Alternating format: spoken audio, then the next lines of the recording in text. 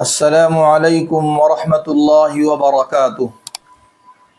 حضرت مولانا مفتی شفیع عثمانی صاحب رحمۃ اللہ علیہ اور حضرت مولانا مفتی تقی عثمانی صاحب دامت برکاتہم کے افادات پر مشتمل 3 منٹ کا مدرسہ نامی جو کتاب ہے، جو انتہائی مقبول و مشہور ہے، اس کا سبق نمبر 1 آج آپ کی خدمت میں پیش کیا جائے گا۔ بسم اللہ الرحمن الرحیم۔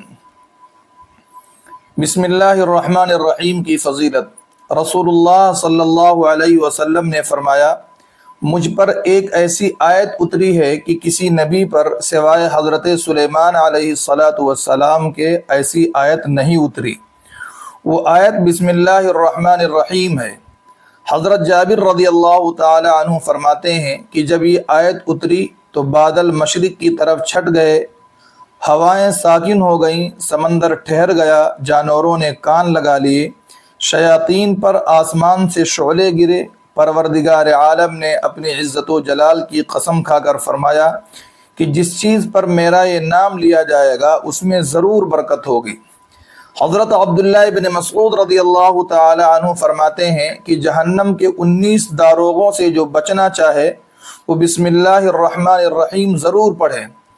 اس کے بھی 19 حروف ہیں، ہر حرف ہر فرشتے سے بچاؤ کا ذریعہ بن جائے گا۔ اسے ابن عطیہ نے بیان کیا ہے، اور اس کی تائید ایک حدیث سے بھی ہوتی ہے جس میں ہے کہ میں نے 30 سے اوپر فرشتوں کو دیکھا کہ وہ جلدی کر رہے تھے۔ یہ حضور نے اس وقت فرمایا تھا جب ایک شخص نے ربنا ولک الحمد حمدا کثیرا طیبا مبارکا فیہ پڑھا تھا۔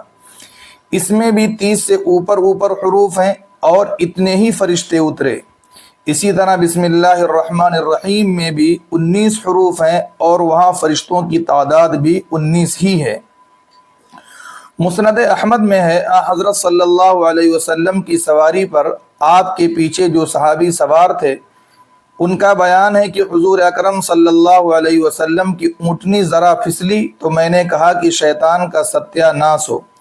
آپ صلی اللہ علیہ وسلم نے فرمایا، یہ نہ کہو، اس سے شیطان پھولتا ہے اور خیال کرتا ہے کہ گویا اس نے اپنی قوت سے گرایا۔